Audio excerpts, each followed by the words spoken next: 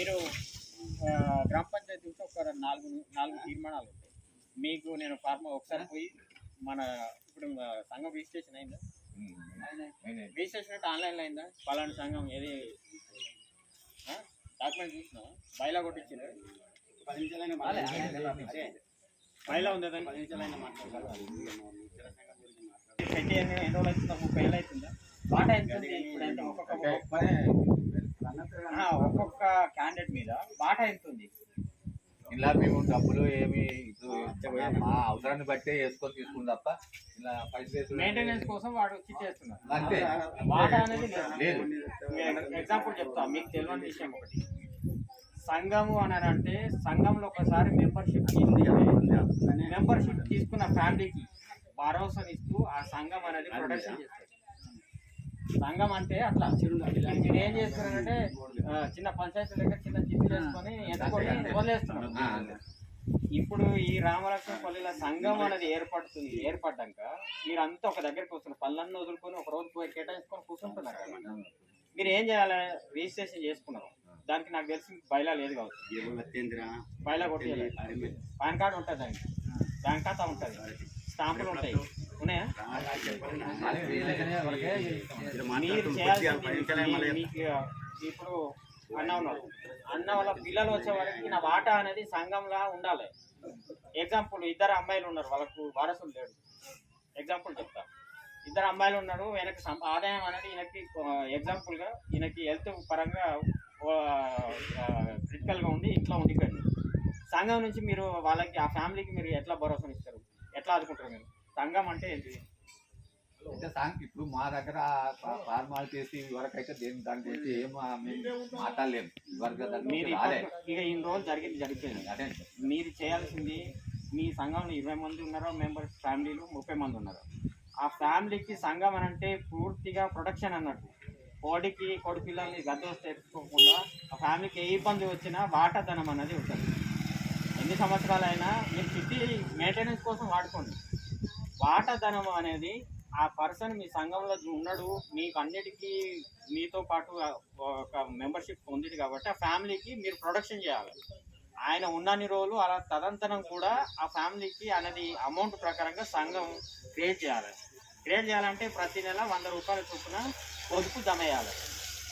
నేను ఎందుకంటున్నాను, సంఘం రిజిస్ట్రేషన్ చేసిన తర్వాత పాన్ కార్డు ఉంటుంది, దానికి అధ్యక్షుడు, కార్యదర్శి స్టాంపులు ఉంటాయి, బ్యాంక్ ఖాతా ఉంటుంది. ప్రతి నెల సర్వసభ్య సమావేశం ఏర్పాటు చేసుకొని ఎంత మనిషికి 100 రూపాయలు, బాగా దండి ఏం కాదు. ఇలా సిట్టింగ్ వేస్తే 1000 ఖర్చు పెడతారు. ఇంటికి ఒక 100 రూపాయలు, ఎంతమంది 30 సభ్యత్వాలు ఉన్నాయి అవి జమ చేసుకొని అకౌంట్లో ఈ సొసైటీ రిజిస్ట్రేషన్ నెంబర్ ఉంది కదా, దాని మీద అకౌంట్ తీసిస్తారు. బ్యాంక్ అకౌంట్లో జమ చేయాలి. ఆ జమ చేసిన పేమెంట్ తీసుకుని ఉండదు అంటే తీసుకోవచ్చు. అది ఎందుకు వాటాధనం అనేది అంటే ఈ ఫ్యామిలీకి ఎక్కడ మీకు పంచుకొని ఉండదు. ఆ ఫ్యామిలీ డెవలప్మెంట్కి అనేది ఆ ఫండ్ అనేది క్రియేట్ చేయాలి. మీరు ఎగ్జాంపుల్, ఆయనకు అప్పులు అయిపోయినాయి, లేవలేని స్థితిలో అయిపోయింది, అప్పుడు ఏం చేయాలి? సంఘం ఆయన వాటా ఎంత వస్తుందో ఆ వాటా తీసి ఆ ఫ్యామిలీకి అనేది భరోసా ఇవ్వాలి. ఇప్పుడు ఆ పని చేస్తలే. ఇప్పుడు ఆయన అప్పులు ఉన్నా ఏదైనా ఇంటికాడ ఫ్యామిలీ కొలాప్స్ అయినా వాటాధనం అనేది లేదు. గుడి కదా, దాని గురించి 5 సంవత్సరాల కోసం జమ చేసి 5 సంవత్సరాల అది మెయింటెనెన్స్. అది మెయింటెనెన్స్ అనేది మీరు మీ నిత్యావసర అవసరాలని నిర్వహించుకోవడానికి, పెదం పండుగ చేసుకోవడానికో లేకుంటే సంఘం కట్టుకోనికో, మిగతా అంశాల గురించి ఏదైనా మీరు ఈ వాటాధనం లేకపోవడం,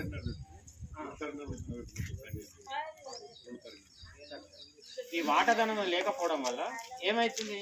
ఈ సంఘం అనేది మీరు సభ్యులకి భరోసా అనేది లేకపోతుంది. ఇప్పుడు మీకు అర్థమైంది కదా, ఈ మనిషి పేరు మీద సంఘంలో జాయిన్ అయ్యింది కాబట్టి మనిషి పేరు మీద వాటా అనేది పెరగాలి. ఈయన పైసలు ఈయనకు వాళ్ళ కుటుంబానికి భరోసా ఇవ్వడానికి వాటా అనేది పెరగాలి.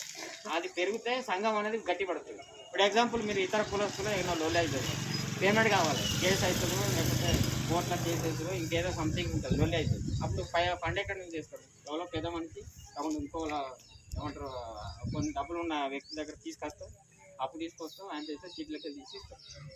అదే వాటా ఉండి నీ దగ్గర పొదుపు ఉంటే 5 లక్షలు అంటే 5 లక్షలు మీ దగ్గర పొదుపు ఉన్న పేమెంట్లకి ఇచ్చి తీసుకొచ్చి సడన్గా నువ్వు తీసుకొచ్చి ఎవరిని అడగడానికి ఉండదు.